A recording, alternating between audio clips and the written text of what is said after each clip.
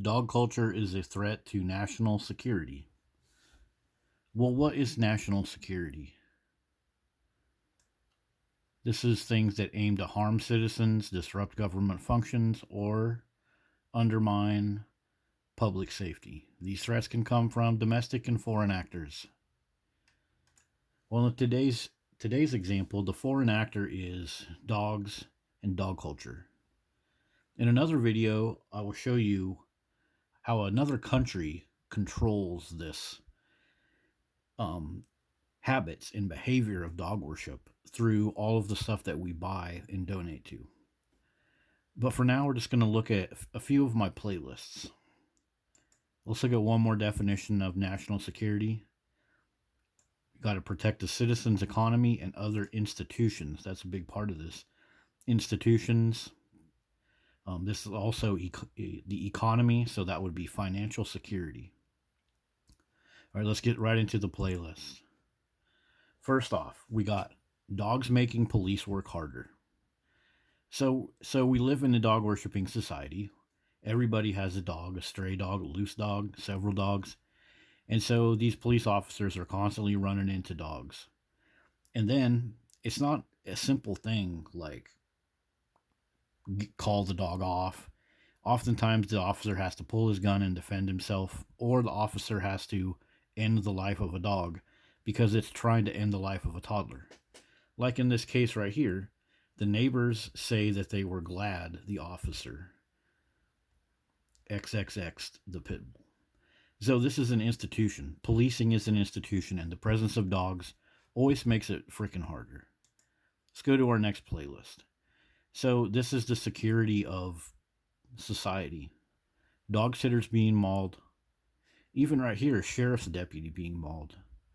So dog sitters are often the primary target of maulings. When you look up these mauling stories, a good portion of them happened at the house of like a friend or somebody they supposedly knew. So it happens very often. So there's no safety here. There's no protection of the women. You need women to propagate humans that live in your country. If you're doing this to them, giving them all this stress, that's a threat to your national security. How about just plain old DC pit bull attacks right there where all our lawmakers are? Just a few miles from, look at this, from DC. Right there where all the lawmakers are, they just turn a blind eye to all this stuff.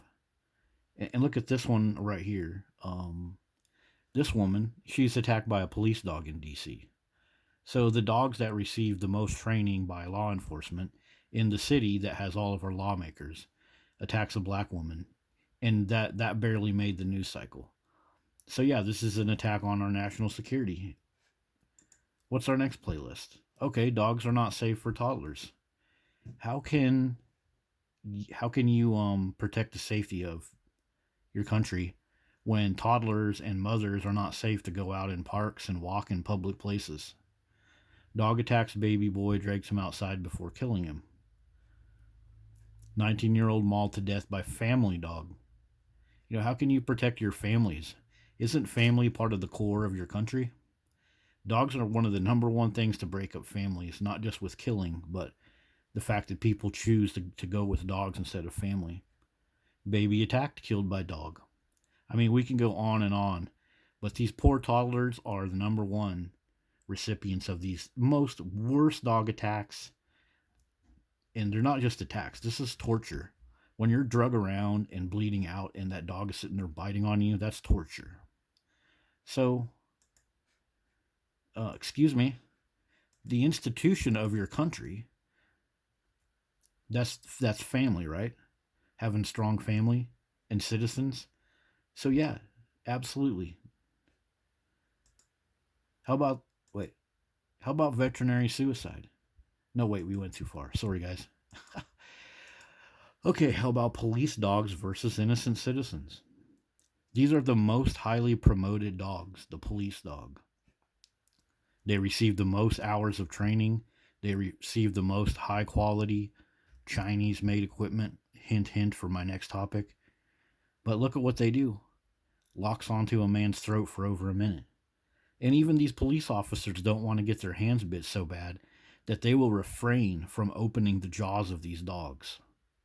How about that? So yeah, this is an institution, which is policing, that is making themselves look like crap by having these dogs. Everybody thinks these dogs are so great for smelling drugs and bodies, but that's just a reactive force. So this is another lack of safety. This is also a big financial problem because many of these dog bites end up in large lawsuits, like around 80,000 and more. Okay, how about this? Veterinary suicide. More dogs equals more suicide. You want to call these suckers stress relief and the ultimate family thing? No way. These poor veterinarians are going through all kinds of stuff. So this institution of animal love is being screwed over with dog ownership, and so are your female veterinarians, because veterinarians have a large percentage of females. So again, where is the protection for the citizens or the economy? It's hard to have a good economy when your veterinarians are offing themselves. Next playlist: dogs removing people's limbs. Yeah, that's right. You get bit by a dog, you can have to have an amputation, and this happens to people. 1 year ago, dog attack victim accountability plea for the elderly because the poor woman lost her limbs. People are in such a state of Stockholm syndrome that this woman is even licking her dog in the face after she had her hands removed from capnocytophaga, an infection from dog bites. So, yeah, limb loss. This is from Attacks, and I also have a playlist about capnocytophaga. But you're not protecting your citizens. In fact, government agencies push dog ownership. Next playlist. This is the institutions. The bus stops. The frickin' bus stops is where dog attacks are happening. Wow. A school aide has to rescue kids by the buses. Just imagine this is one of your memories as an American kid. The long-term stress of this is terrible. And hardly anybody talks about this nastiness. Just think your memory as a kid. Hey, I used to go to the bus stop and my lip got ripped completely off my face by a pit bull. So it's not bullies or child predators. It's dogs that are dragging these kids around. Like this one right here. The dog jumped on the kid like it was going to hump it and then drug it around. These are the memories. These are the memories and the mental stress that you're putting your kid through. You can't have a strong society when you're doing this to your kids. And stuff like this. Dog owners glorifying the loss of sleep. Sleep-related illnesses in our country are on the rise. You can't have national security when your citizens have this as a hobby. These videos get millions and millions of views of the man and woman being woken up through the night, falling off the bed, the dog squirting its sex juice on frickin' pillows. They take videos of that. Just turning their beds into a nasty, excuse my language, shithole with dogs. But it's like a hobby that gets millions of views. How can your country be strong when you got so many people having sleep loss and glorifying it? Okay, again, schools. Schoolyards are more and more having problems with dog attacks. These dog owners are so freaking entitled. They don't want to take their dog to go take a shit at the dog park because the dog parks are where all the crap happens, where all the dogs fight. So where do they go oftentimes? Like, look at this. They go to the schoolyards. Oh, that's a nice safe place for my pupper. There won't be too many other dogs there.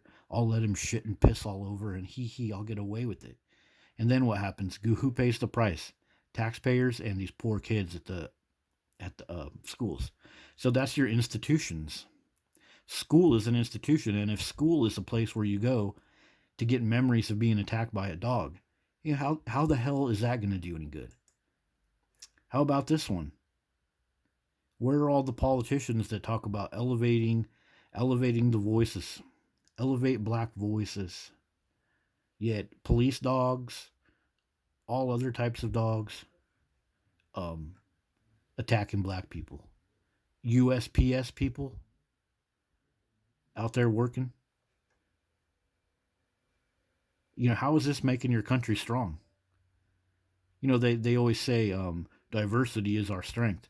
Well, you're chewing a big damn chunk in your diversity with dogs, you freaking jackass. So yeah, this goes right against anything with national security. Just go ahead and these kids that are getting mauled. These could have been like chiropractors and doctors and sports leaders and people that lead mountain biking and hiking groups and have all kinds of amazing memories. But instead, you're letting them get killed by dogs. You're just chewing away at your nation's all the awesome stuff your nation could have. So dogs and women, the same thing. Attacks, attacks, attacks, attacks, death, limb loss, face loss, children left without a mom, 93-year-old woman killed by the neighbor's cane corso, no charges by the district attorney. Same bullshit. How about all the SPCA scams? This is the financial strength of your country. People will get scammed for any type of dog thing within minutes because we live in this dog worshipping society.